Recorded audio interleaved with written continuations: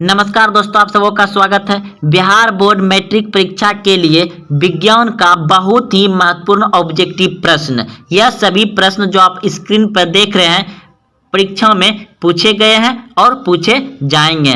तो आइए प्रश्न को ध्यान से देखिए, पढ़िए, समझिए और उत्तर को याद रखिए।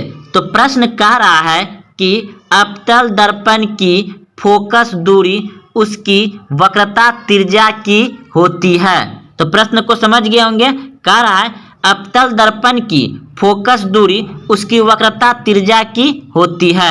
तो आपके सामने ऑप्शन दिया गया है, दुगुनी ऑप्शन बी, आधी ऑप्शन सी, चौथाई ऑप्शन डी, बराबर।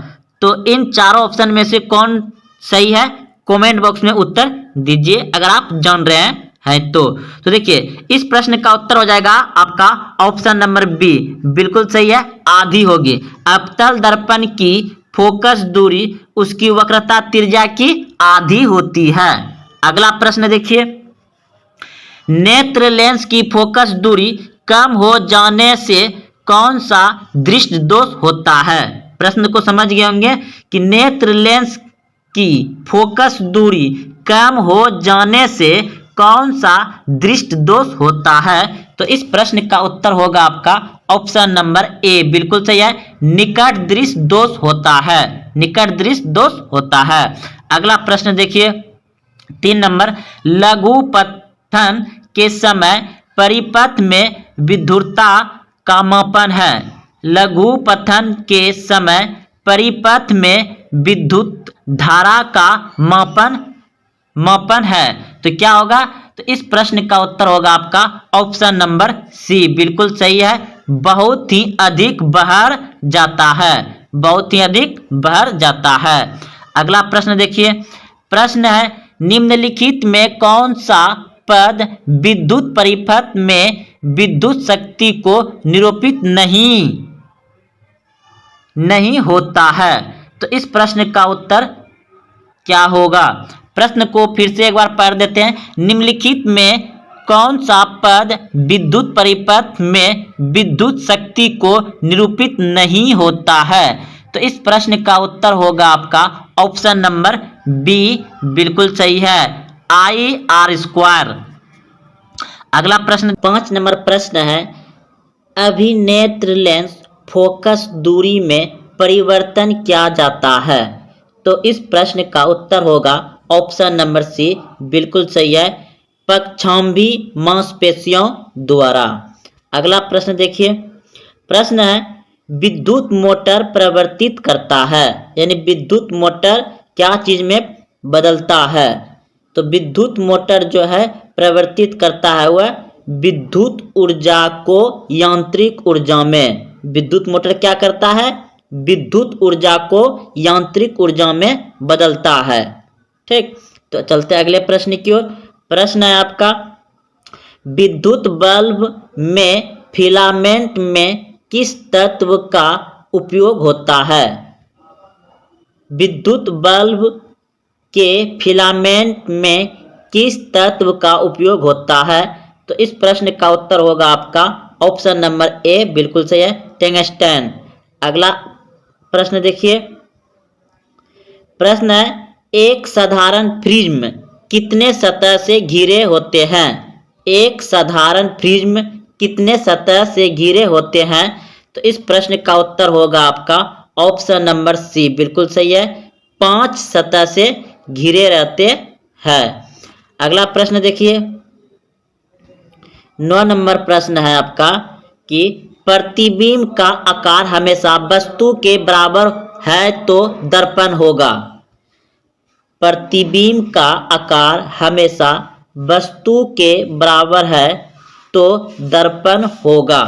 तो इस प्रश्न का उत्तर होगा आपका ऑप्शन नंबर सी, बिल्कुल सही है, समतल दर्पण होगा। समतल दर्पण में प्रतिबिंब का आकार हमेशा वस्तु के बराबर होता है। ऑप्शन नंबर सी सही है। अगले प्रश्न की ओर। प्रश्न आपका 10 नंबर, विद्युत चुम्बकीय प्रेरणा की खोज किसने की थी। विद्युत चुम्बकीय प्रेरणा की खोज किसने की थी। तो इस प्रश्न का उत्तर होगा आपका ऑप्शन नंबर बी, बिल्कुल सही है, फैराडे ने। विद्युत चुंबकीय प्रेरणा किसने खोज की थी? फैराडे ने की थी। यह बहुत इंपॉर्टेंट क्वेश्चन है, यह हर साल लगभग पूछ ही देता है बोर्ड। अगला प्रश्न देखिए, आकाश का रंग नीला क्यों प्रतीत होता है? आकाश का रंग नीला क्यों प्रतीत होता है? तो इस प्रश्न का उत्तर होगा आपका ऑप्शन नंबर बी, बिल्कुल सही है। बी, प्रकाश के प्रकीर्णन के कारण, प्रकाश के प्रकीर्णन के कारण आकाश का रंग नीला प्रतीत होता है। अगला प्रश्न देखिए, प्रश्न है आपका, सामान्य नेत्र अधिकतम कितनी दूरी तक की वस्तु को स्पष्ट देख सकता है? सामान्य नेत्र अधिकतम कितनी दूरी तक की वस्तुओं को स्पष्ट देख सकता है? तो अधिकतम पूछ रहा है, तो इस प्रश्न का उत्तर हो जाएगा आपका 4, ऑप्शन नंबर डी, बिल्कुल सही, अनंत। अगर न्यूनतम पूछता, अगर यहाँ पे न्यूनतम रहता तो 25 cm, ऑप्शन नंबर सी होता। तो अधिकतम जब भी पूछे तो अनंत होगा और न्यूनतम पूछे तो 25 सेंटीमीटर होता है। स्पष्ट देखने की दूरी अधिकतम अनंत, न्यूनतम 25 cm, 25 सेंटीमीटर। अगले प्रश्न की ओर, प्रश्न है, लेंस की क्षमता का एसआई मात्रक है। लेंस की क्षमता का एसआई मात्रक है। तो इस प्रश्न का उत्तर होगा आपका ऑप्शन नंबर सी, बिल्कुल सही है, m पे पावर -1। अगला प्रश्न देखिए, प्रश्न आपका, अभिक्रिया CuO प्लस H2 दोनों मिलाकर के Cu प्लस H2O में किसका उपचय होता है? तो इस प्रश्न का उत्तर होगा आपका ऑप्शन नंबर बी, बिल्कुल सही है, H2 का उपचय होता है। अगला प्रश्न देखिए, सोडियम की संयोजकता क्या है? सोडियम की संयोजकता क्या है? तो 15 नंबर का हो जाएगा आपका ऑप्शन नंबर ए, सोडियम की संयुक्तता पूछ रहा है दोस्तों, तो इसका क्या हो जाएगा? ए, यानी कि 1। इसका परमाणु संख्या पूछता तब 11 होता परमाणु संख्या, लेकिन यहाँ क्या पूछ रहा है? सोडियम की संयुक्तता क्या है? तो 1। अगले प्रश्न की ओर, प्रश्न है, एल्केन का सामान्य सूत्र है।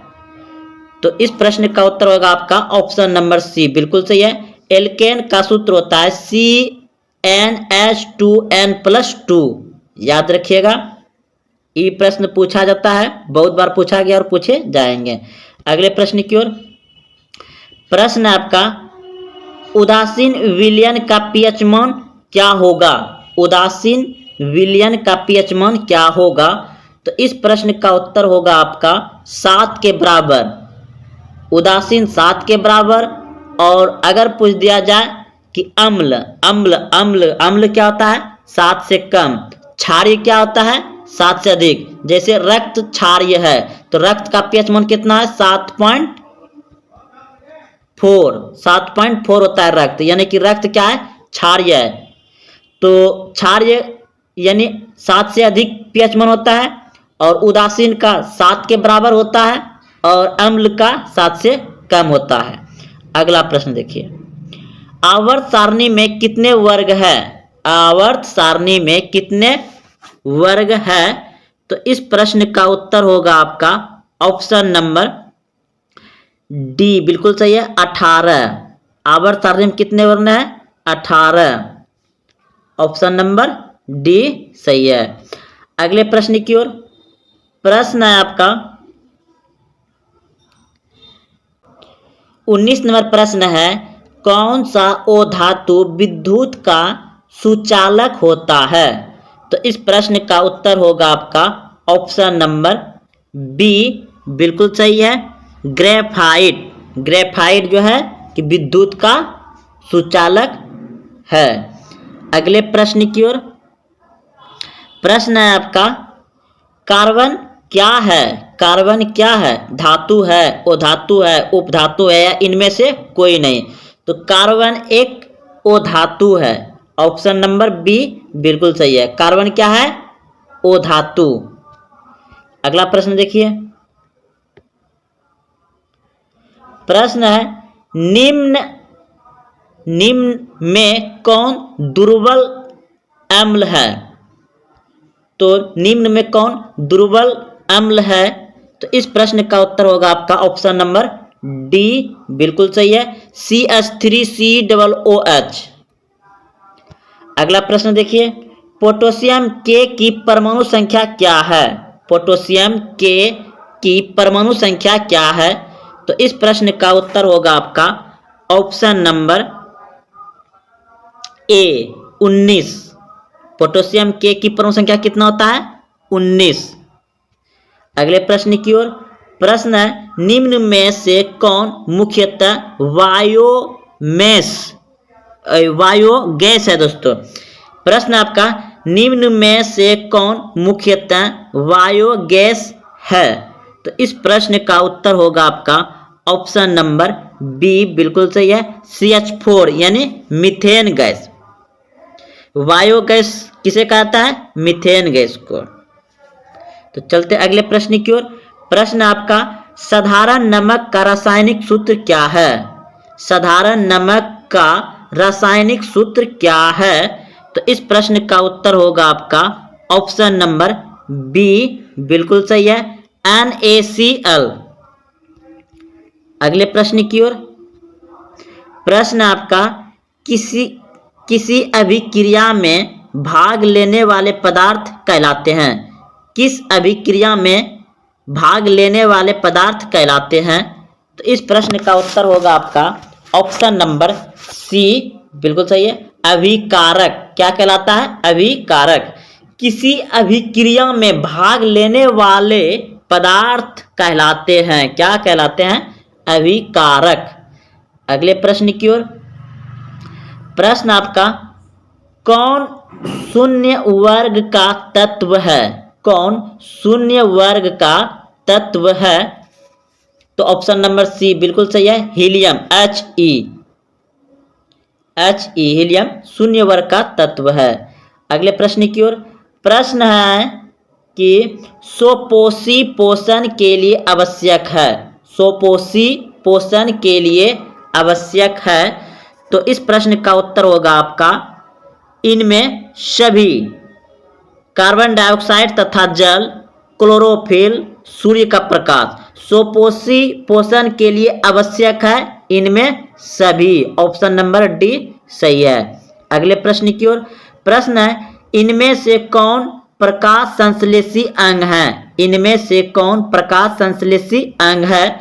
तो इस प्रश्न का उत्तर होगा आपका ऑप्शन नंबर सी, बिल्कुल सही है, पत्ती यानी पत्ता। इनमें से कौन प्रकाश संश्लेषी अंग है? तो पौधे में प्रकाश संश्लेषण कहाँ होता है? पत्ता में। और पौधा सांस किससे लेता है? पत्ता से। पौधा का रसोई घर क्या होता है? पत्ता। अगला प्रश्न की ओर, प्रश्न है मनुष्य के शरीर की सबसे बड़ी ग्रंथि है? मनुष्य के शरीर की सबसे बड़ी ग्रंथि है तो यकृत। ऑप्शन नंबर ए सही है। अगला प्रश्न है पादप में जाइलम के लिए उत्तरदायी है? तो इस प्रश्न का उत्तर होगा आपका ऑप्शन नंबर ए, बिल्कुल सही है, जल के वहन के लिए। अगला प्रश्न देखिए, प्रश्न है कि एक कोशिकीय शैवाल में जल का परिवहन होता है। एक कोशिकीय शैवालों में जल का परिवहन होता है। तो इस प्रश्न का उत्तर होगा आपका ऑप्शन नंबर सी, बिल्कुल सही है, विसरण द्वारा।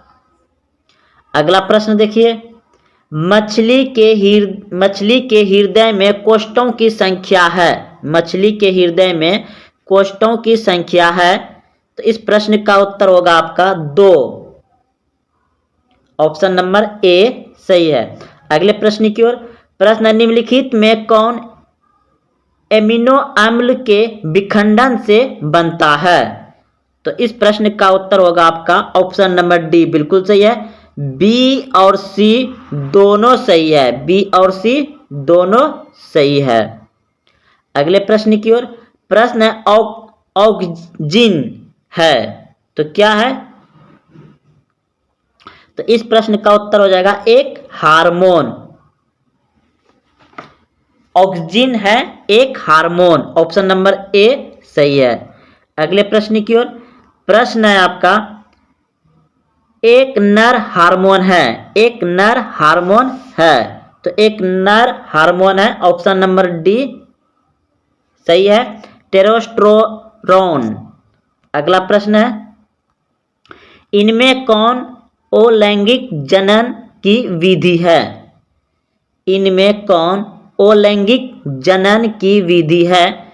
तो इस प्रश्न का उत्तर होगा आपका ऑप्शन नंबर डी, इनमें सभी हो जाएगा, इनमें सभी।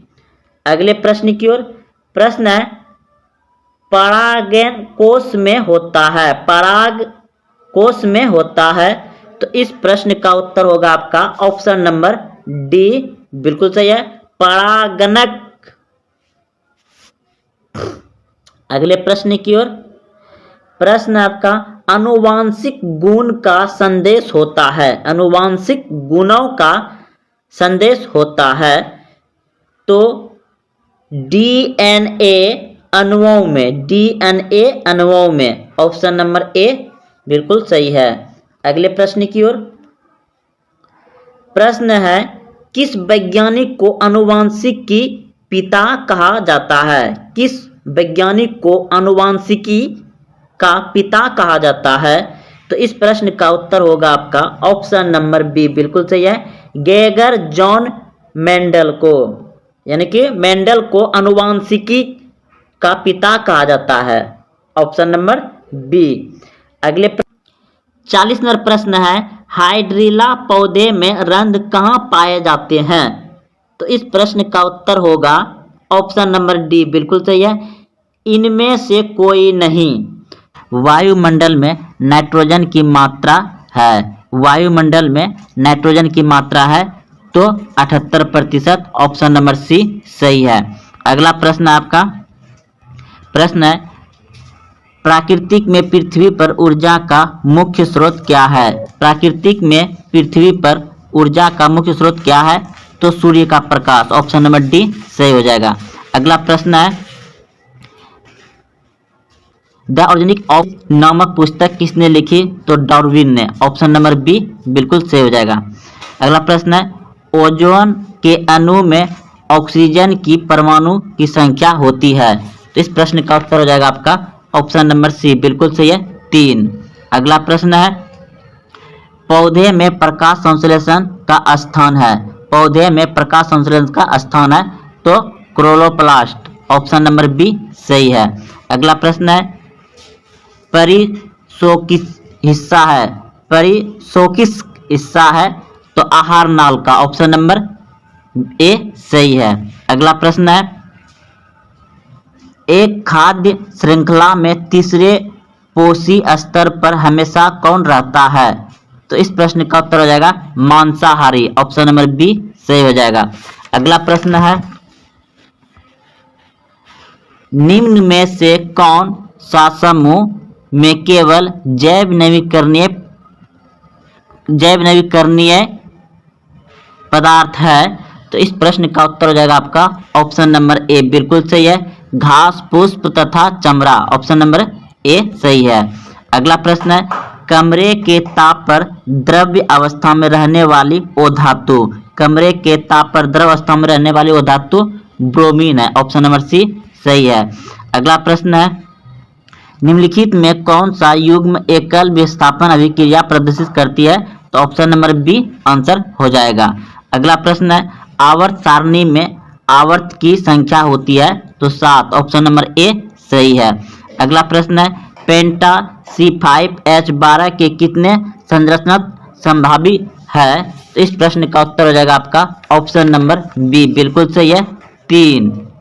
अगला प्रश्न है, दही में कौन सा अम्ल है? दही में कौन सा अम्ल पाया जाता है? तो लैक्टिक अम्ल, ऑप्शन नंबर सी सही है। अगला प्रश्न है, निम्न में किस धातु को केरोसिन में डुबाकर रखा जाता है? तो सोडियम में, ऑप्शन नंबर बी सही है। अगला प्रश्न है, AI4C3 के जल अपघटन में निम्नलिखित में से बनता है? तो इस प्रश्न का उत्तर हो जाएगा आपका ऑप्शन नंबर बी बिल्कुल से मीथेन।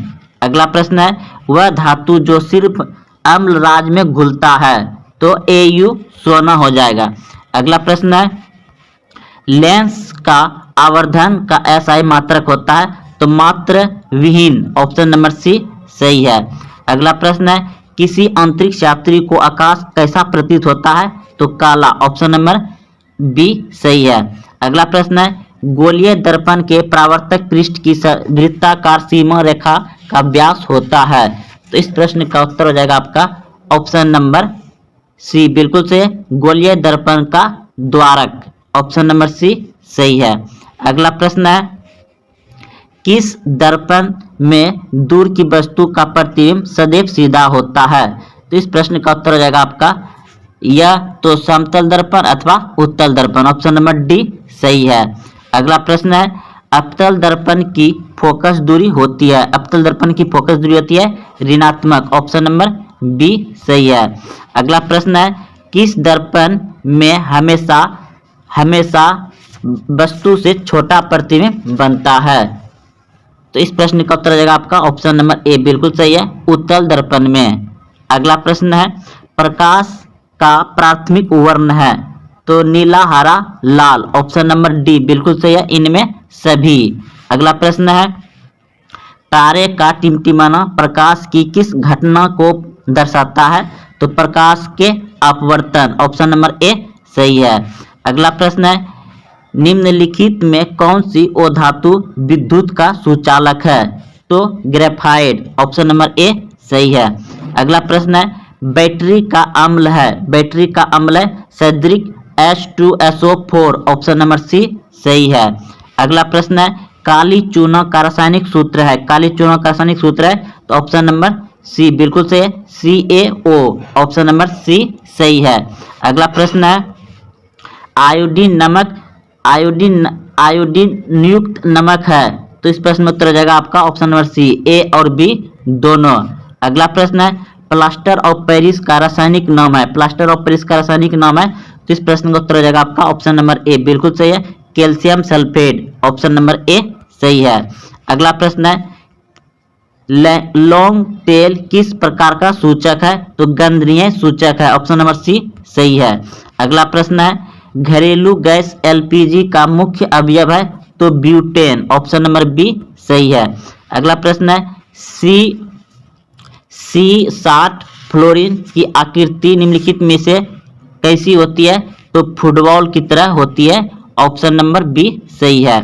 अगला प्रश्न है एक वयस्क मनुष्य में कितने दांत होते हैं, तो 32 दांत होते हैं, ऑप्शन नंबर बी सही है।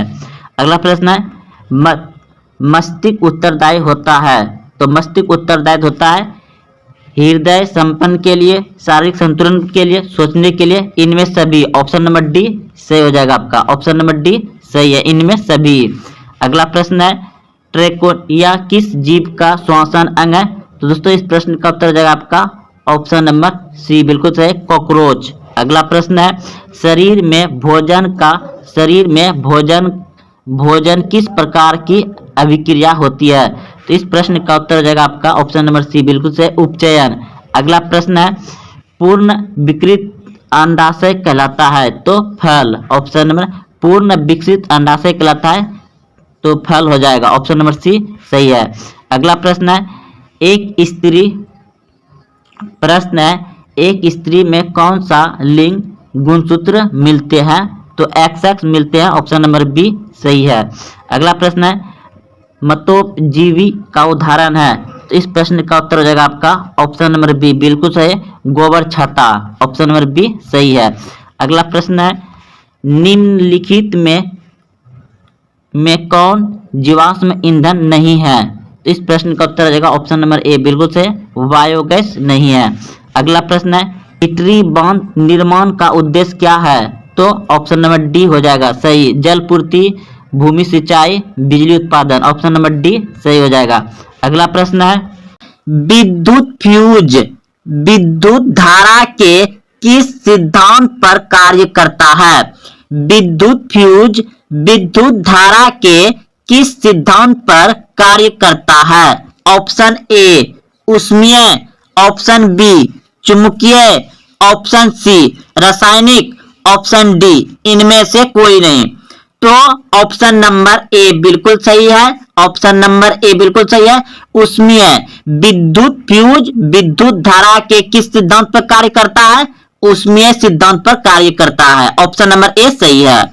अगला प्रश्न है 2 नंबर, किस कुंडली का प्रतिरोध ज्ञात करने का सूत्र है? किसी कुंडली का प्रतिरोध ज्ञात करने का सूत्र है? तो ऑप्शन नंबर बी बिल्कुल सही है, R बराबर V/I। अगला प्रश्न है, बैटरी से किस प्रकार की धारा प्राप्त होती है? बैटरी से किस प्रकार की धारा प्राप्त होती है? तो ऑप्शन नंबर ए बिल्कुल सही है, दृष्ट धारा, दृष्ट। अगला प्रश्न है, दाढ़ी बनाने में किस प्रकार के दर्पण का उपयोग किया जाता है? दाढ़ी बनाने में किस प्रकार के दर्पण का उपयोग किया जाता है? तो ऑप्शन नंबर ए बिल्कुल सही है, अवतल दर्पण का। अगला प्रश्न है, विभवांतर का SI मात्रक क्या है? विभवांतर का SI मात्रक क्या है? ऑप्शन नंबर ए बिल्कुल सही है, volt, volt. Option number A सही है। प्रकाश के अपवर्तन के कितने नियम है? प्रकाश के अपवर्तन के कितने नियम है? तो ऑप्शन नंबर बी बिल्कुल सही है, प्रकाश के अपवर्तन के 2 नियम है। अगला प्रश्न है, 1 वोल्ट कहलाता है, 1 वोल्ट कहलाता है? तो ऑप्शन नंबर बी बिल्कुल सही है, 1 जूल बटे कूलम, 1 जूल बटे कूलम। अगला प्रश्न है, श्वसन किस प्रकार की रासायनिक अभिक्रिया है? श्वसन किस प्रकार की रासायनिक अभिक्रिया है?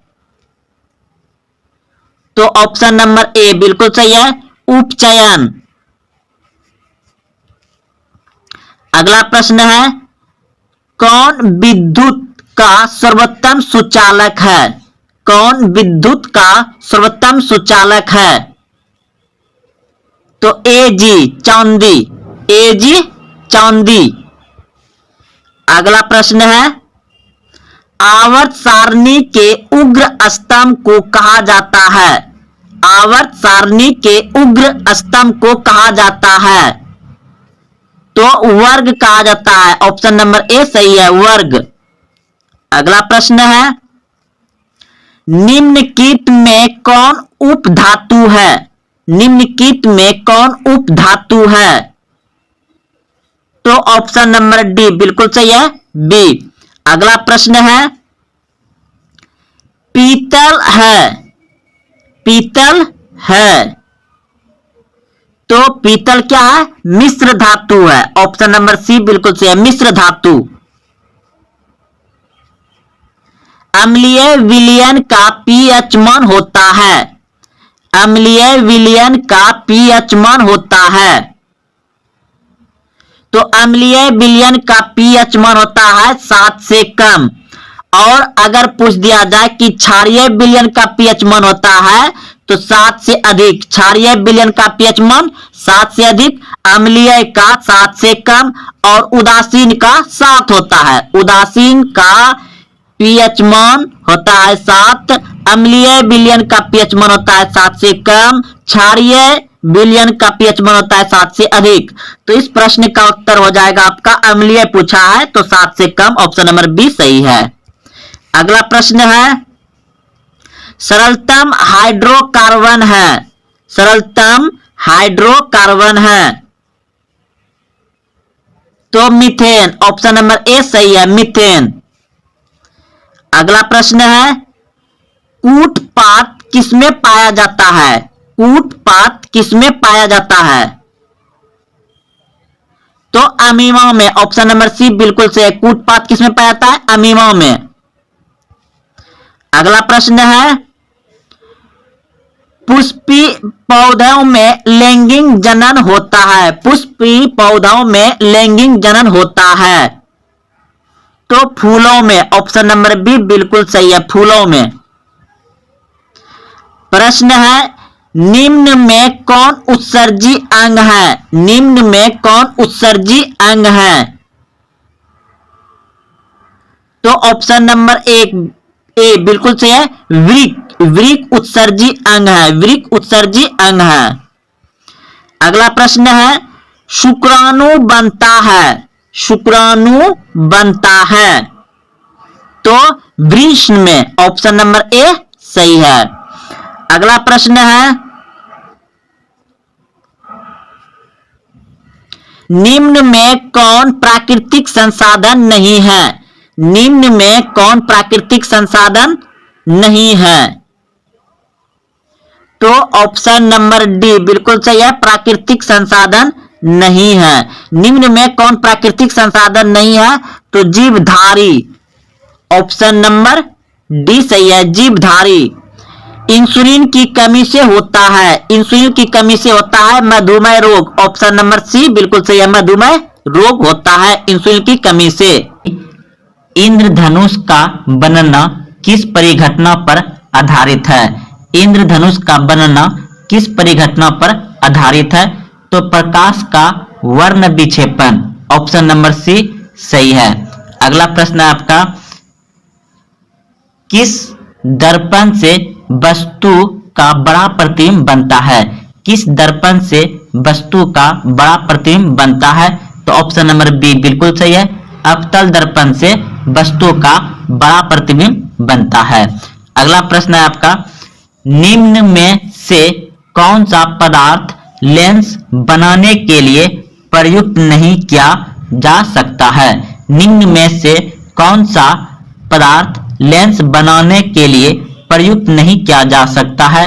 तो इस प्रश्न का उत्तर हो जाएगा आपका ऑप्शन नंबर डी बिल्कुल सही है, मिट्टी। मिट्टी का प्रयोग नहीं किया जाता है। प्रश्न आपका, जब प्रकाश की किरण हवा से कांच में प्रवेश करती है तो मुड़ जाती है। जब प्रकाश की किरण हवा से कांच में प्रवेश करती है तो मुड़ जाती है, ऑप्शन नंबर बी बिल्कुल सही है, अभिलंब के निकट मुड़ जाती है। अगला प्रश्न है, प्रकाश का वर्ण विक्षेपण किस उपकरण से संभव होता है? प्रकाश का वर्ण विक्षेपण किस उपकरण से संभव होता है? तो इस प्रश्न का उत्तर हो जाएगा आपका ऑप्शन नंबर सी बिल्कुल सही है, प्रिज्म से। अगला प्रश्न है, साइड मिरर के रूप में प्रयुक्त होता है। साइड मिरर के रूप में प्रयुक्त होता है तो ऑप्शन नंबर बी बिल्कुल सही है, उत्तल दर्पण। अगला प्रश्न आपका, स्वपोषण होता है। स्वपोषण होता है किसमें? तो हरे पौधे में, ऑप्शन नंबर बी सही है। अगला प्रश्न है, इनमें कौन प्रकाश संश्लेषी अंग है? इनमें कौन प्रकाश संश्लेषी अंग है? तो हरित लवक, ऑप्शन नंबर बी सही है। अगला प्रश्न है, कौन सी क्रिया सभी जीवों के लिए अनिवार्य है? कौन सी क्रिया सभी जीवों के लिए अनिवार्य है? तो श्वसन, ऑप्शन नंबर सी सही है, श्वसन सभी के लिए अनिवार्य है, सभी जीव के लिए। अगला प्रश्न है, कोशिका झिल्ली किस प्रकार की झिल्ली है? कोशिका झिल्ली किस प्रकार की झिल्ली है? तो अर्धपरागमीय झिल्ली है, ऑप्शन नंबर सी सही है। अगला प्रश्न है, इष्ट किस वर्ग का एक कोशिकीय जीव है? तो कवक, ऑप्शन नंबर बी बिल्कुल सही है, इष्ट किस वर्ग का एक कोशिकीय जीव है? तो कवक। अगला प्रश्न है, दही के जमने में निम्नलिखित में कौन सी क्रिया होती है? दही के जमने में निम्नलिखित कौन सी क्रिया होती है? तो Q1 क्रिया होती है, ऑप्शन नंबर सी बिल्कुल सही है।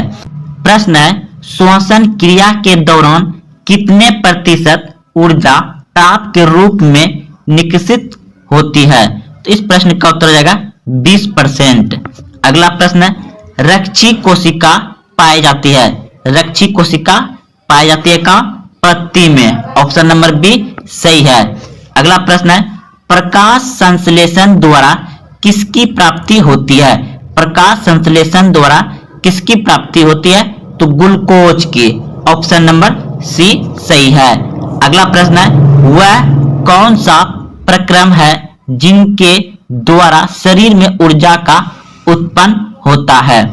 तो पोषण। ऑप्शन नंबर बी सही है। अगला प्रश्न आपका, स्त्री में लिंग गुणसूत्र होते हैं। स्त्री में लिंग गुणसूत्र होते हैं तो XX। ऑप्शन नंबर ए सही है। पुरुष में लिंग गुणसूत्र होते हैं। पुरुष में लिंग गुणसूत्र होते हैं तो YX। ऑप्शन नंबर बी सही है। लोहे का परमाणु संख्या है। लोहे का परमाणु संख्या है। Option A 23, option B 26, option C 25, option D 24। तो अगर आप बी सोचे हैं तो बिल्कुल सही सोचे हैं। लोहे का परमाणु संख्या 26 होता है। अगर दोस्तों पूछ दिया जाए कि लोहे का संकेत क्या होता है, तो लोहे का संकेत होता है Fe। लोहे का संकेत होता है Fe। चलते अगले प्रश्न की ओर। प्रश्न है कि निम्नलिखित में किस धातु को चाकू से आसानी से काटा जा सकता है? निम्नलिखित में किस धातु को चाकू से आसानी से काटा जा सकता है? तो इस प्रश्न का उत्तर हो जाएगा आपका ऑप्शन बी बिल्कुल सही है, सोडियम Na। अगला प्रश्न है आपका, जिंक तथा सल्फ्यूरिक अम्ल के बीच अभिक्रिया से निम्नलिखित में से कौन सी गैस निकलती है?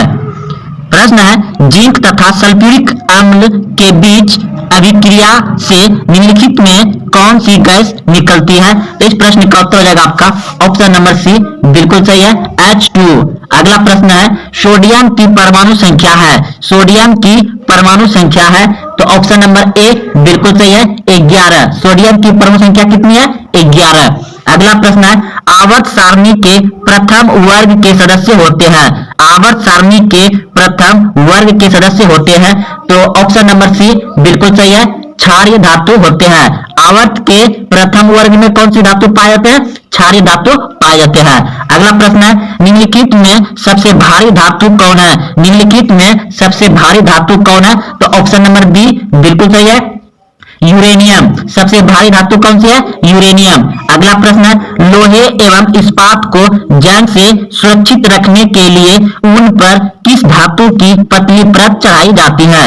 लोहे एवं इस्पात को जंग से सुरक्षित रखने के लिए ऊन पर किस धातु की पतली परत चढ़ाई जाती है? तो इस प्रश्न का उत्तर हो जाएगा आपका ऑप्शन नंबर डी बिल्कुल सही है, जिंक। जिंक की परत चढ़ाई जाती है। अगला प्रश्न है आपका, बॉक्साइड निम्नलिखित में किस धातु का अयस्क है? बॉक्साइड एल्युमिनियम का अयस्क होता है। ऑप्शन नंबर सी बिल्कुल सही है। बॉक्साइड निम्नलिखित में से किस धातु का अयस्क है? एल्युमिनियम का। अगला प्रश्न है कि ब्रोमीन ओ धातु की अवस्था होती है। ब्रोमीन ओ धातु की अवस्था होती है तो द्रव्य। ऑप्शन नंबर सी बिल्कुल सही है। ब्रोमीन ओ धातु क्या है? द्रव्य धातु है। अगला प्रश्न है, सीसा और टीन की मिश्र धातु को कहते हैं। सीसा और टीन की मिश्र धातु को कहते हैं शोल्डर। ऑप्शन नंबर ए बिल्कुल सही है, शोल्डर कहते हैं। अगला प्रश्न है, किस धातु को चाकू से सरलता से काटा जा सकता है? किस धातु को चाकू से सरलता से काटा जा सकता है? तो सोडियम। ऑप्शन नंबर डी बिल्कुल सही है, क्योंकि वह सोडियम जो है ना मुलायम होता है, इसलिए उसे चाकू से आसानी से काटा जा सकता है। अगला प्रश्न है, साधारण ताप पर फास्फोरस का अणुसूत्र है। साधारण ताप पर फास्फोरस का अणुसूत्र है तो ऑप्शन नंबर डी बिल्कुल सही है, P4।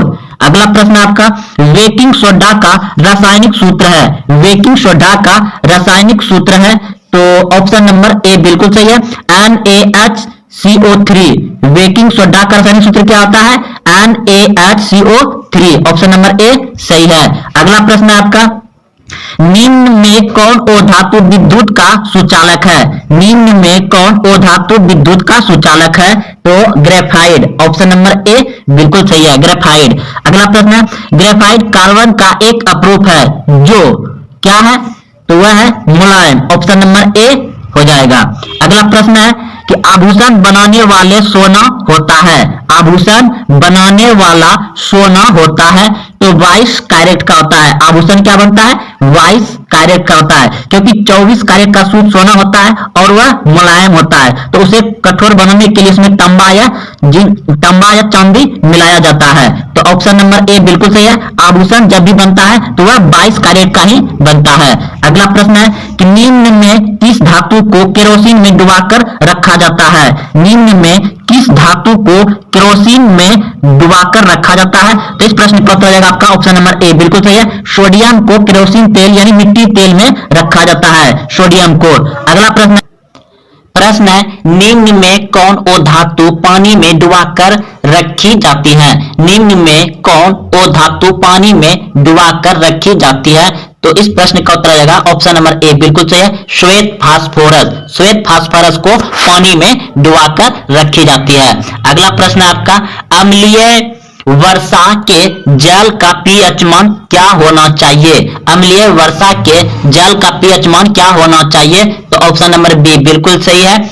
अम्लीय यानी कि 7 से कम, तो 5.6 से कम, 5.6 से कम होना चाहिए। ऑप्शन नंबर बी सही है।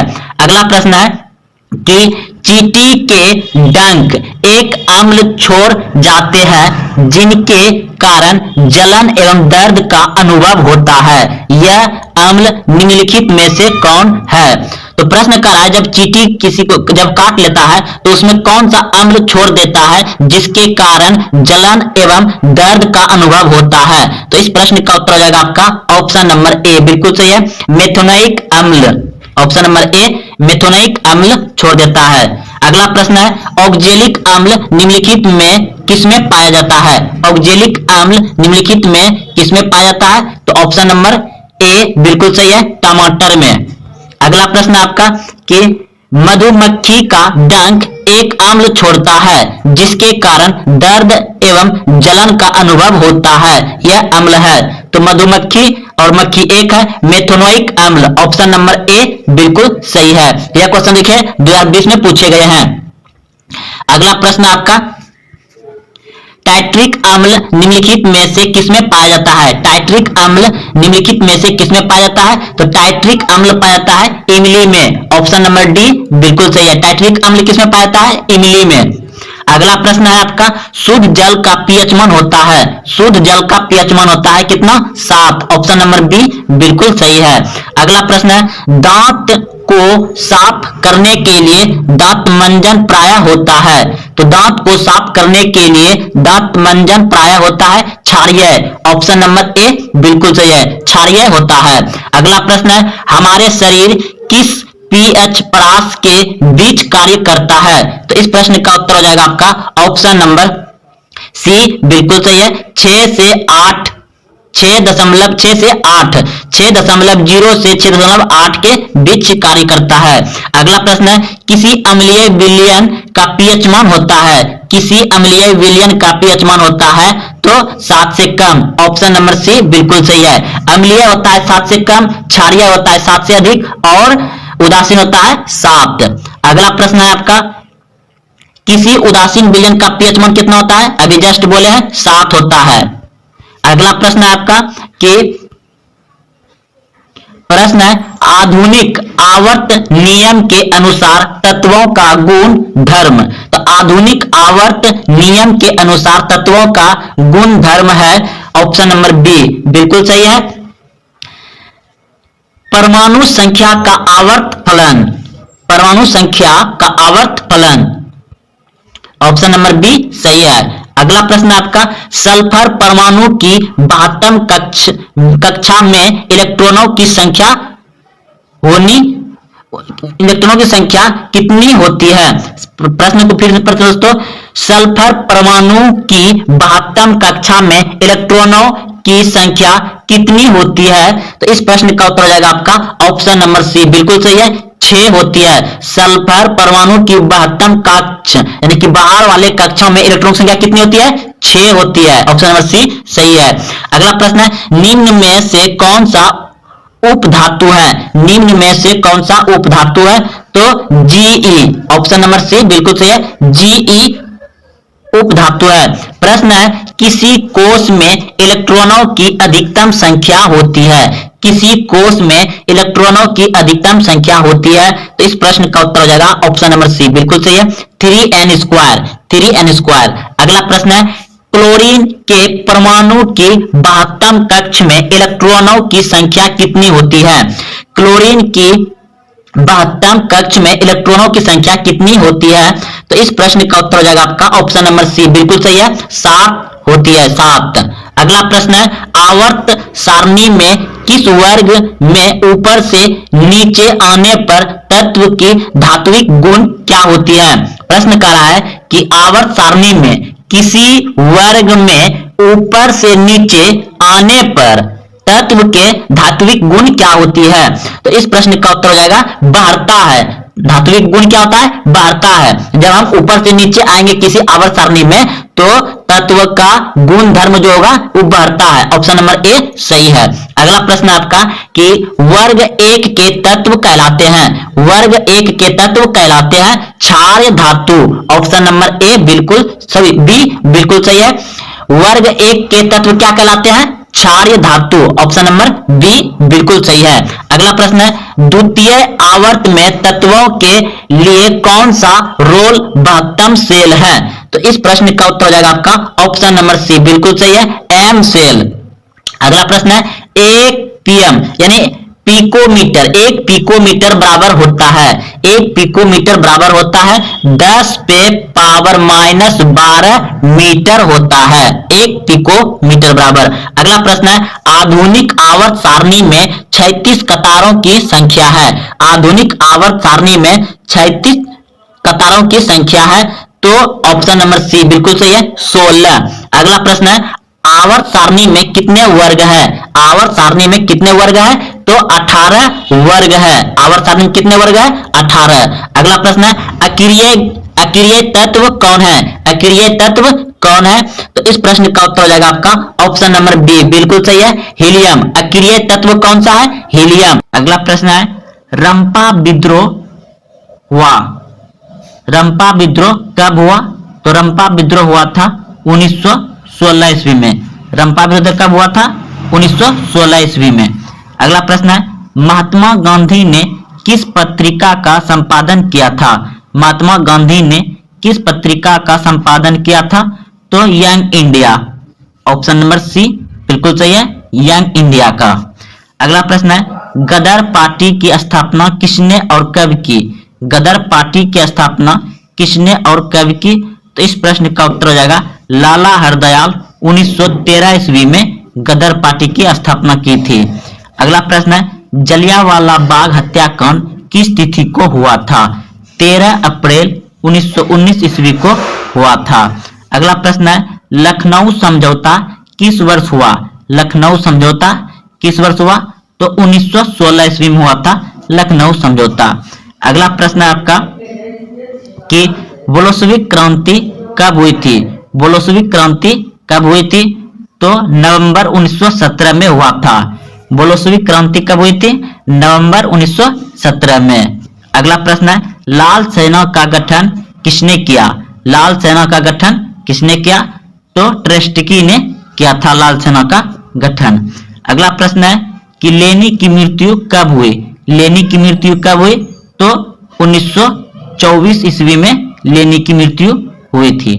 मैदानी पारिस्थितिक तंत्र में तृतीय उपभोक्ता होता है, तृतीय उपभोक्ता होता है मेढक। ऑप्शन नंबर बी सही है।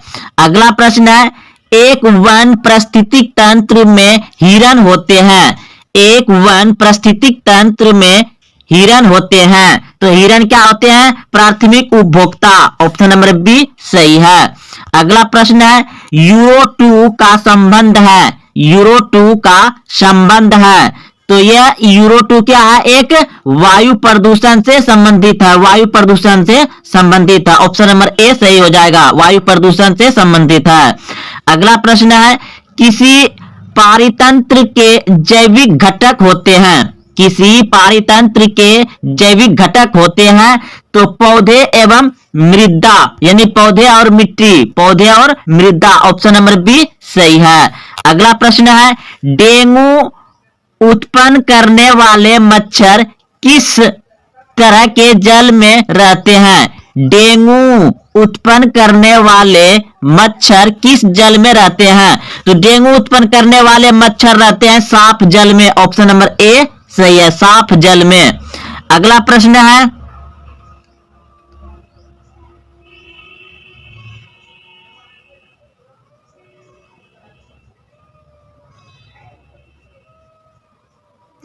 प्रश्न है निम्न में कौन आयनिक यौगिक है? निम्न में कौन आयनिक यौगिक है? तो KCl ऑप्शन नंबर सी सही है। अगला प्रश्न है किस धातु को केरोसिन में डुबाकर रखते हैं? किस धातु को केरोसिन में डुबाकर रखते हैं? तो सोडियम को रखते हैं, सोडियम यानी Na। ऑप्शन नंबर ए सही है।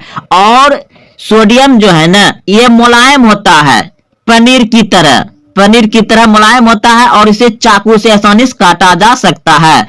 तो आप लोग अच्छे से समझ गए किस धातु को केरोसिन में डुबाकर रखा जाता है? तो सोडियम यानी Na को, और ये पनीर की तरह मुलायम होता है, इसे चाकू से काटा जा सकता है। अगला प्रश्न है एल्युमिनियम का प्रमुख अयस्क है? एल्युमिनियम का प्रमुख अयस्क है? तो एल्युमिनियम का प्रमुख अयस्क है बॉक्साइड। ऑप्शन नंबर सी सही है, आप सभी बहुत अच्छे से जानते थे, बॉक्साइड। अगला प्रश्न है किस धातु को जल में डुबाकर रखते हैं? किस धातु को जल में डुबाकर रखते हैं? तो फास्फोरस। कौन सा फास्फोरस? श्वेत फास्फोरस को जल में डुबाकर रखते हैं, श्वेत फास्फोरस को। अगला प्रश्न है निम्नलिखित में कौन उपधातु है? निम्नलिखित में कौन उपधातु है? तो Sb, याद रखिएगा Sb जो है कि उपधातु है। अगला प्रश्न है बॉक्साइड किस धातु का अयस्क है? तो बॉक्साइड एल्युमिनियम का अयस्क है। ऑप्शन नंबर ए सही है। अगला प्रश्न है क्लोरीन की संयुक्तता क्या है? क्लोरीन की संयुक्तता क्या है? तो एक, ऑप्शन नंबर सी सही है। अगला प्रश्न है हेमेटाइट किस धातु का अयस्क है? हेमेटाइट लोहा से, हेमेटाइट लोहा यानी कि हेमेटाइट किस धातु का अयस्क है? तो लोहा। ऑप्शन नंबर ए सही है। अगला प्रश्न है सल्फाइड अयस्क के रूप में पाए जाने वाला मुख्य धातु है? सल्फाइड अयस्क के रूप में पाए जाने वाले मुख्य धातु है?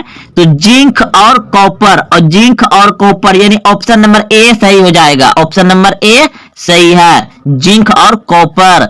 अगला प्रश्न है गेलेना किस धातु का अयस्क है? गेलेना किस धातु का अयस्क है? तो लेड यानी शीशा का अयस्क है गेलेना। गेलेना किस धातु का अयस्क है? लेड यानी शीशा। अगला प्रश्न है निम्नलिखित में कौन सी धातु अपने लवणों से लोहा द्वारा विस्थापित हो सकती है? तो ऑप्शन नंबर हो जाएगा इसका डी, तांबा। अगला प्रश्न है किस धातु को चाकू से सरलता से काटा जा सकता है? किस धातु को, देखिए अब आगे रुकिए थोड़ा PDF यहां से, हाँ आते हैं, यहां से आइए। तो अभी आप ये सभी प्रश्न पढ़ चुके हैं कि हेमेटाइट किस धातु का अयस्क है? तो लोहा से सल्फर अयस्क के रूप में पाए जाने वाला मुख्य धातु है। तो कॉपर और जिंक। गेलेना किस धातु का अयस्क है? लेड का। अब आगे बढ़ते हैं। हाँ, तो यहां से प्रश्न है निम्नलिखित में कौन सी धातु अपने लवणों से लोहे द्वारा विस्थापित है? तो हो जाएगा आपका ऑप्शन नंबर डी, बिल्कुल सही है, तांबा। ऑप्शन नंबर डी सही हो जाएगा, तांबा। अगला प्रश्न है किस धातु को चाकू से सरलता से काटा जा सकता है?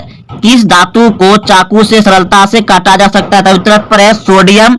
ऑप्शन नंबर डी सही हो जाएगा, सोडियम यानी Na। अगला प्रश्न है, सामान्य तापमान पर द्रव अवस्था में स्थित धातु और अधातु के युग्म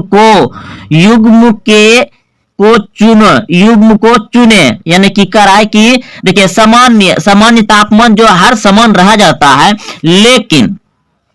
लेकिन वह जो है कि द्रव अवस्था में स्थित रहता है, तो वह हो जाएगा, क्योंकि ये ब्रोमीन क्या है, द्रव है, लेकिन ये ओ धातु है, पारा भी ब्रोमीन क्या है, पारा भी द्रव्य है। तो सामान्य तापमान पर ये दोनों जो है कि द्रव अवस्था में रहता है, कौन सा, तो ब्रोमीन और पारा, यानी कि ये कमरे के तापमान पर क्या आता है, जितना तापमान कमरा का रहता है उसमें ये द्रव अवस्था में पाया जाता है। तो ये हो गया आपका पारा धातु है और ये ओ धातु है, ब्रोमीन। अगला प्रश्न है, ये तो हेमेटाइट किस धातु का अयस्क का है, तो हेमेटाइट अभी तुरंत पढ़े, बताइए किस धातु का अयस्क का है हेमेटाइट किस धातु का अयस्क का है, तो ऑप्शन नंबर डी, लोहा का संकेत क्या होता है, Fe। तो हेमेटाइट किस धातु का अयस्क का है, लोहा, Fe, डी।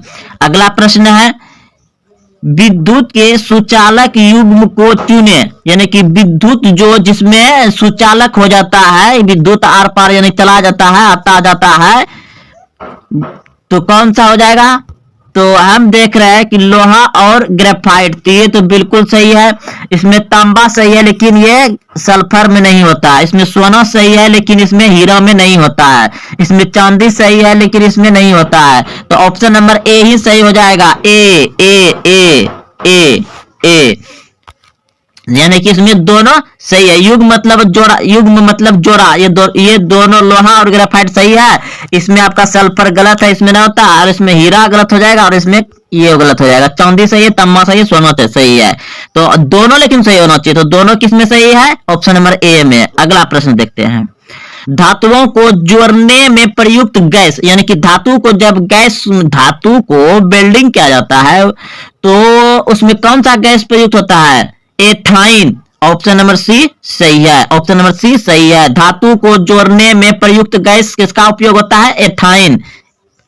अगला प्रश्न है, सक्रिय श्रेणी में हाइड्रोजन के निचली वाली धातुएं हैं, तो ये हो जाएगा आपका अम्लों से हाइड्रोजन विस्थापित नहीं करती, ऑप्शन नंबर सी सही है। ऑप्शन नंबर सी हो जाएगा इसका, रुकिए, हाँ ऑप्शन नंबर सी सही है। अगला प्रश्न है, बहुत ही इंपॉर्टेंट प्रश्न है और VVI है। यह प्रश्न बहुत बार पूछे गए और पूछे जाएंगे, इस साल तो पक्का ही प्रश्न आएगा ही आएगा।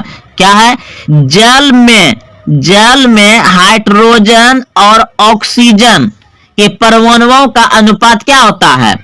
जल में हाइड्रोजन तथा ऑक्सीजन के परमाणु संख्याओं का अनुपात क्या होता है, तो जल का होता है जल में कर रहा है ना, यहां से हो जाएगा। तो ये हाइड्रोजन का होता है 2 और ऑक्सीजन का हो जाएगा 1, यानी कि ऑप्शन नंबर बी हो जाएगा। ऑप्शन नंबर बी सही है, ऑप्शन नंबर बी सही है। जल में हाइड्रोजन तथा ऑक्सीजन के परमाणु संख्या का अनुपात है, तो ऑप्शन नंबर बी हो जाएगा 2:1। अगला प्रश्न है, निम्नलिखित में किस प्रक्रिया द्वारा धातु के गुणों में उपयोगी परिवर्तन लाया जा सकता है, तो ऑप्शन नंबर सी सही है। ऑप्शन नंबर सी सही हो जाएगा। अगला प्रश्न है, देखिए,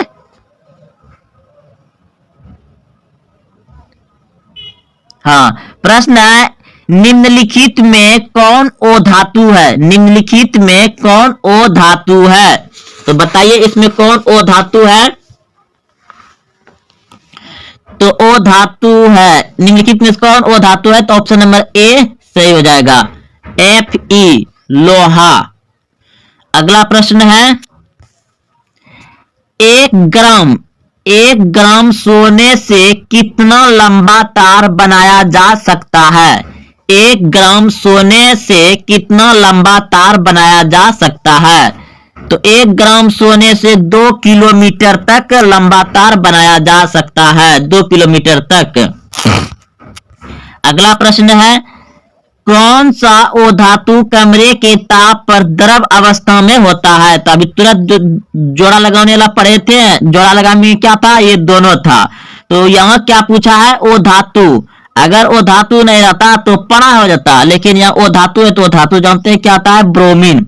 कौन सा ओ धातु कमरे के ताप पर द्रव अवस्था में होता है? तो ब्रोमीन, ऑप्शन नंबर ए सही है।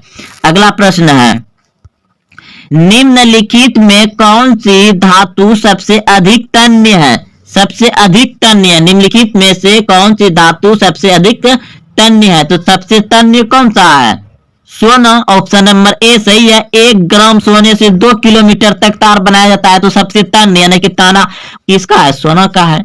तो अगला प्रश्न देखिए, सीसा और टीन की मिश्र धातु को कहते हैं, सीसा और टीन की मिश्र धातु को कहते हैं gun metal, option number C सही है, गन मेटल। अगला प्रश्न है, निम्नलिखित में किसकी आघात वर्धता सबसे अधिक है? आघात वर्धता यानी कि वही तन्य हो ना, तो किसका हो जाएगा इसमें? इसमें तो सोना नहीं दिया गया है, तो चांदी होगा, चांदी, ऑप्शन नंबर ए सही है। अगला प्रश्न है, निम्नलिखित में से किसे चाकू से काटा जा सकता है? निम्नलिखित में से किसे चाकू से काटा जा सकता है? तो लिथियम, ऑप्शन नंबर ए सही है, लिथियम को भी चाकू से काटा जा सकता है। अगला प्रश्न है,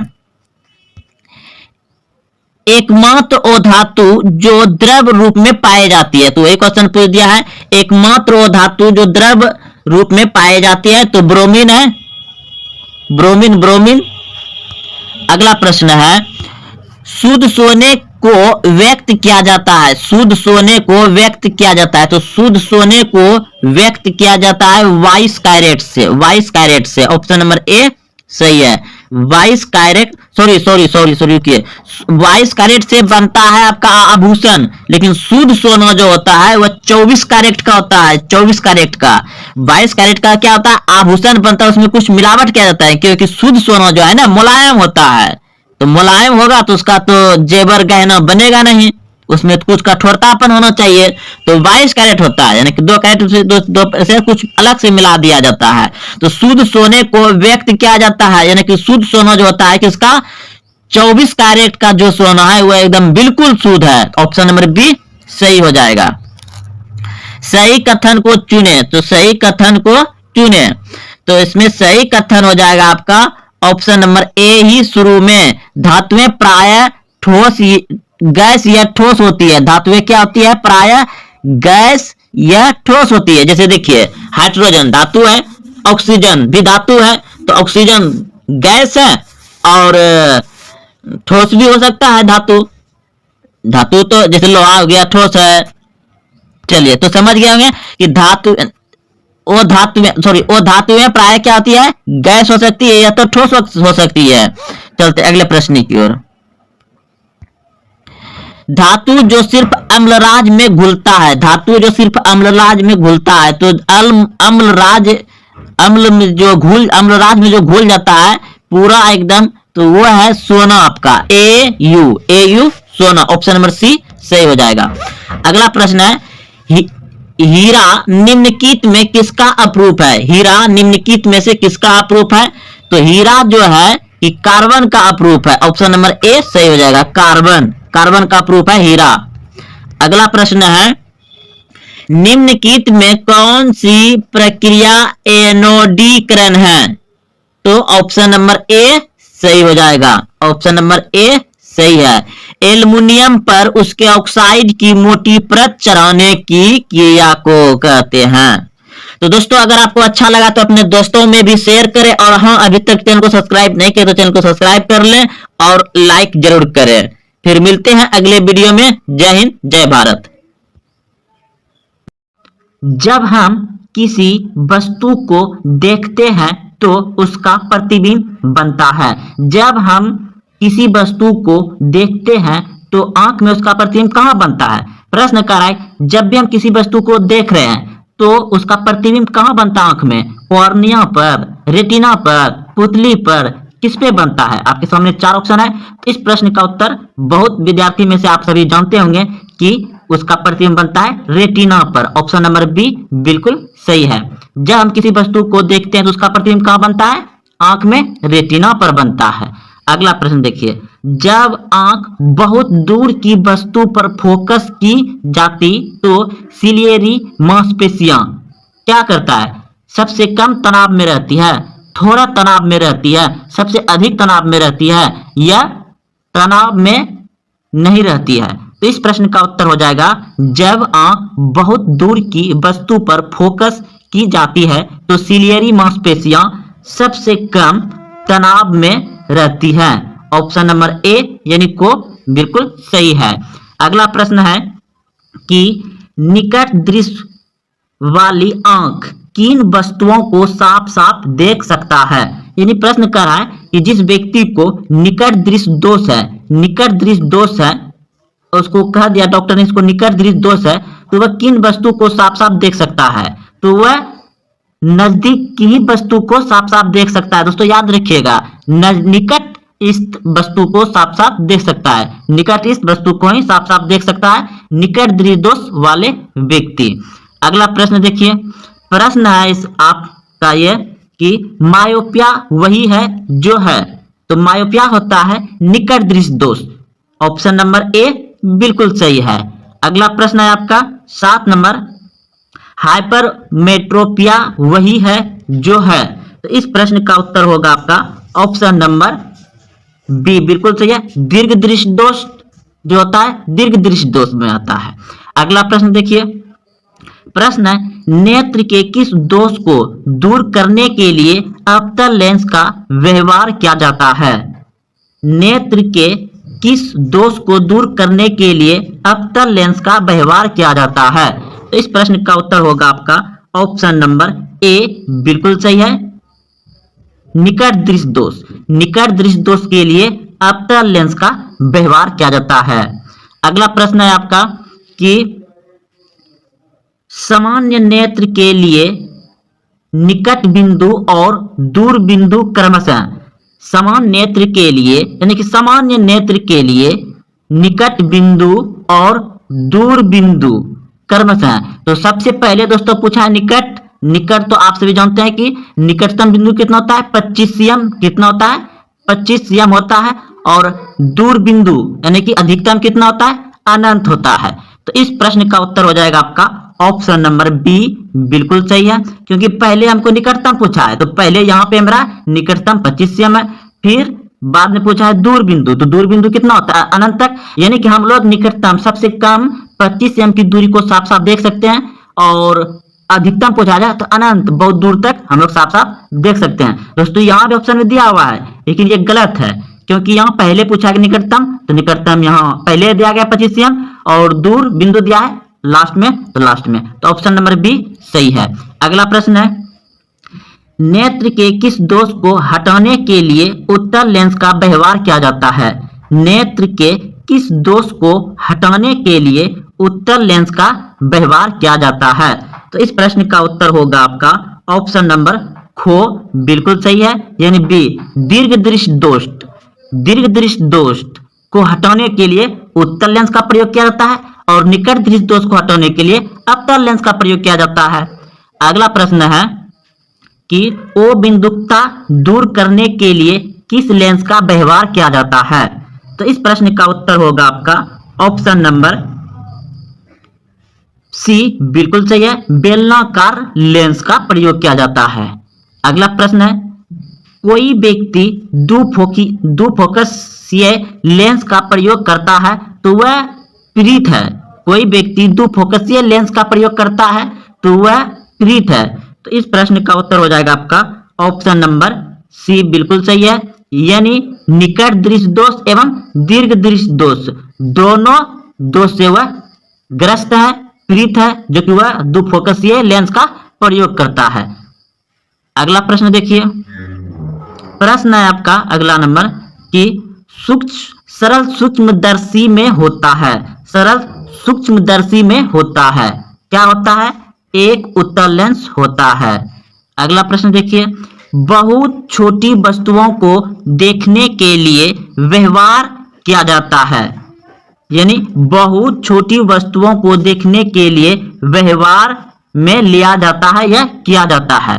तो इस प्रश्न का उत्तर हो जाएगा आपका ऑप्शन नंबर सी, यानी गो बिल्कुल सही। सूक्ष्मदर्शी का, बहुत छोटी छोटी वस्तु को देखने के लिए हमें किसका प्रयोग करते हैं? सूक्ष्मदर्शी का। अगला प्रश्न है आपका कि बहुत दूर की वस्तु का विवरण देखने के लिए व्यवहार किया जाता है। तो इस प्रश्न का उत्तर हो जाएगा आपका ऑप्शन नंबर ए, यानी को बिल्कुल सही है। दूरबीन का, बहुत दूर की वस्तु का विवरण देखने के लिए व्यवहार किया जाता है दूरबीन का।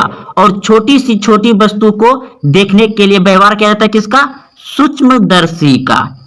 तो इस प्रश्न का उत्तर ऑप्शन नंबर ए था, दूरबीन। अगला प्रश्न देखिए, प्रश्न है आपका कि संयुक्त सूक्ष्मदर्शी में दो उत्तल लेंस होते हैं, वस्तु की ओर वाला लेंस कहलाता है। तो क्या कहलाता है? अभिदृश्यांक कहलाता है। अगला प्रश्न देखिए, प्रश्न है कि बिग बैंग सिद्धांत किसने बताया? बिग बैंग सिद्धांत किसने बताया? इस प्रश्न का उत्तर हो जाएगा आपका ऑप्शन नंबर ए, बिल्कुल सही है, गैलीलियो ने। अगला प्रश्न है, निम्नलिखित में किसका केंद्र पर सूर्य है? निम्नलिखित में किसके केंद्र पर सूर्य है? तो इस प्रश्न का उत्तर होगा आपका ऑप्शन नंबर गो बिल्कुल सही है, यानी सी नंबर, सौर मंडल के, सौर मंडल के। अगला प्रश्न है, सौर मंडल का कौन सा ग्रह सबसे अधिक गर्म है? सौर मंडल का कौन सा ग्रह सबसे अधिक गर्म है? तो बुध सबसे अधिक गर्म है। अगला प्रश्न है, सबसे अधिक उपग्रह वाला ग्रह है? सबसे अधिक उपग्रह वाला ग्रह है तो बृहस्पति, बृहस्पति को सबसे ज्यादा उपग्रह है। और पृथ्वी को एक ही ग्रह है चंद्रमा, और चंद्रमा को जीवाश्म उपग्रह भी कहा जाता है। अगला है, सूर्य और पृथ्वी के बीच दो ग्रह है, सॉरी ग्रह है, तो शुक्र और बुध। सूर्य और पृथ्वी के बीच दो ग्रह है, कौन कौन से? शुक्र और बुध। ऑप्शन नंबर बी सही है। अगला प्रश्न है, निम्नलिखित में कौन तारामंडल नहीं है? निम्नलिखित में कौन तारामंडल नहीं है? तो इस प्रश्न का उत्तर होगा आपका ऑप्शन नंबर गो बिल्कुल सही है, ध्रुव तारा। प्रश्न 18 नंबर, निम्नलिखित में किस में नाभिकीय संलयन नहीं होता है? तो इस प्रश्न का उत्तर हो जाएगा आपका श्वेत विमान। अगला प्रश्न है कि पृथ्वी के मेटल में क्या क्या है? पृथ्वी के मेटल में क्या क्या है? तो इस प्रश्न का उत्तर होगा आपका ऑप्शन नंबर ए, बिल्कुल सही है, लोहे के और मैग्नीशियम के सिलिकेट, लोहे के और मैग्नीशियम के सिलिकेट है। अगला प्रश्न है आपका कि ओरियन क्या है? ओरियन क्या है? तो इस प्रश्न का उत्तर होगा आपका ऑप्शन नंबर खो बिल्कुल सही है, तारामंडल है। दूध मेखला क्या है? दूध मेखला क्या है? तो इस प्रश्न का उत्तर होगा आपका ऑप्शन नंबर डी बिल्कुल सही है, आकाश गंगा है। दूध मेखला क्या है? आकाश गंगा है। अगला प्रश्न है कि प्रकाश वर्ष मात्रक है, प्रकाश वर्ष मात्रक है किसका? तो प्रकाश वर्ष मात्रक है दूरी का। ऑप्शन नंबर सी बिल्कुल सही है। अगला प्रश्न है कि एक प्रकाश वर्ष लगभग होता है, एक प्रकाश वर्ष लगभग होता है। तो इस प्रश्न का उत्तर हो जाएगा ऑप्शन नंबर सी बिल्कुल सही है, 9.46 गुना 10 पे पावर 12 किलोमीटर। एक प्रकाश वर्ष लगभग कितना होता है? 9.46 गुना 10 पे पावर 12 किलोमीटर। अगला प्रश्न है आपका पारसेक मात्रक है, पारसेक मात्रक है किसका मात्रक है? तो पारसेक मात्रक है दूरी का। अगला प्रश्न है कि खगोलीय शास्त्री हमारे विश्व के जन्म का समय निर्धारित करते हैं। खगोल शास्त्री हमारे विश्व के जन्म का समय लगभग निर्धारित करते हैं। तो ऑप्शन नंबर सी बिल्कुल सही हो जाएगा, 15 गुना 10 पे पावर 9 वर्ष, 15 गुना 10 पे पावर 9 वर्ष। अगला प्रश्न है कि परमाणु बम आधारित है, परमाणु बम आधारित है। तो इस प्रश्न का उत्तर हो जाएगा आपका ऑप्शन नंबर बी बिल्कुल सही है, नाभिकीय संलयन पर परमाणु बम आधारित है। सूर्य बना हुआ है मुख्यतः, सूर्य बना हुआ है मुख्यतः किससे? हाइड्रोजन एवं हीलियम दोनों से। सूर्य किससे बना हुआ है? हाइड्रोजन एवं हीलियम दोनों से सूर्य बना हुआ है। अगला प्रश्न है आपका, मनुष्य की आंख वस्तु का प्रतिबिंब निम्नलिखित में से किस भाग पर बनती है? तो दोस्तों यह प्रश्न पहले भी हो चुका है आपका कि मनुष्य की आंखें वस्तु का प्रतिबिंब निम्नलिखित में किस भाग पर बनती है? तो रेटिना पर बनती है। अगला प्रश्न है कि मानव नेत्र की पुतली के आकार को नियंत्रित करने वाला होता है। तो सिलियरी मांसपेशियां होता है। मानव नेत्र की पुतली के आकार को नियंत्रित करने वाला होता है सिलियरी मांसपेशियां। अगला प्रश्न है आपका, आंख के गोले के सामने की बीच वाली पारदर्शक पदार्थ को कहते हैं। आंख के गोले के सामने की बीच वाली पारदर्शी पदार्थ को कहते हैं। तो कॉर्निया कहते हैं। क्या कहते हैं? कॉर्निया कहते हैं। अगला प्रश्न है, सामान्य आंख के रेटिना यानी दृष्टि पटल पर बनने वाला प्रतिबिंब क्या होता है? वास्तविक और उल्टा होता है। वास्तविक और उल्टा होता है, यानी हमारे आंख पे प्रतिबिंब कैसा बनता है? वास्तविक और उल्टा। सामान्य आंख के रेटिना दृष्टि पटल पर बनने वाला प्रतिबिंब होता है वास्तविक और उल्टा। अगला प्रश्न देखिए, नेत्र के उस गुण को जो भिन्न भिन्न दूरी पर स्थित वस्तुओं को फोकस करने में मदद करता है कहा जाता है। नेत्र के उस गुण को जो विभिन्न दूरी पर स्थित वस्तुओं को फोकस करने में मदद करता है उसे कहा जाता है। तो इस प्रश्न का हो जाएगा समक्षमता। अगला प्रश्न है, मानव नेत्र के रेटिना पर शंकु रूपी सेल प्रतिक्रिया दिखते हैं। तो प्रकाश के वर्ण की दिखते हैं। अगला प्रश्न है, निकट दृष्टि वाले मनुष्य के चश्मे में होता है। निकट दृष्टि दोष वाले मनुष्य के चश्मे में होता है तो अप्तर लेंस होता है। निकट दृष्टि दोष उसको होता है, उसका चश्मा क्या होता है? अप्तर लेंस होता है। पहले भी ये क्वेश्चन पढ़ चुके हैं शुरू में। अगला प्रश्न है आपका, प्रश्न है, दूर दृष्टि वाली आंख साफ साफ देख सकती है। दूर दृष्टि वाली आंख साफ साफ देख सकती है तो दूर की वस्तु को साफ साफ देख सकती है। जिसे दूर दृष्टि दोष है उसे दूर की वस्तु साफ साफ दिखाई देगा। अगला प्रश्न है कि दूर दृष्टि दोष दूर करने के लिए चश्मे में प्रयोग किया जाता है। तो उत्तल लेंस। दूर दृष्टि दोष को दूर करने के लिए कौन सा चश्मे में प्रयोग किया जाता है? उत्तल लेंस का प्रयोग किया जाता है। अगला प्रश्न है कि सामान्य आंख के लिए स्पष्ट दृष्टि की न्यूनतम दूरी होती है। सामान्य आंख के लिए स्पष्ट दृष्टि की न्यूनतम दूरी होती है तो आप सभी जानते हैं कि 25 cm होती है। अगला प्रश्न देखिए, जरा दृष्टि दोष को दूर करने के लिए काम में लाया गया लेंस होता है। जरा दृष्टि दोष को दूर करने के लिए काम में लाया जाने वाला लेंस होता है। तो इस प्रश्न का उत्तर हो जाएगा आपका दुफोकसीय लेंस। जरा दृष्टि दोष में कौन सा लेंस प्रयोग किया जाता है? दुफोकसीय लेंस प्रयोग किया जाता है। अगला प्रश्न है आपका, किस दृष्टि दोष के निवारण के लिए अवतल लेंस का प्रयोग किया जाता है? किस दृष्टि दोष के निवारण के लिए अवतल लेंस का प्रयोग किया जाता है? तो निकट दृष्टि दोष के लिए अवतल लेंस का प्रयोग किया जाता है। चलते दोस्तों अगले प्रश्न की ओर। तो दोस्तों यह प्रश्न था, बहुत अच्छे प्रश्न है। अगर आपको अच्छा लगा है तो अपने दोस्तों में शेयर जरूर करें। प्रश्न है कि आपका उत्तल दर्पण से बना प्रतिबिंब होता है। उत्तल दर्पण से बना प्रतिबिंब होता है हमेशा सीधा। उत्तल दर्पण से बना प्रतिबिंब होता है हमेशा सीधा।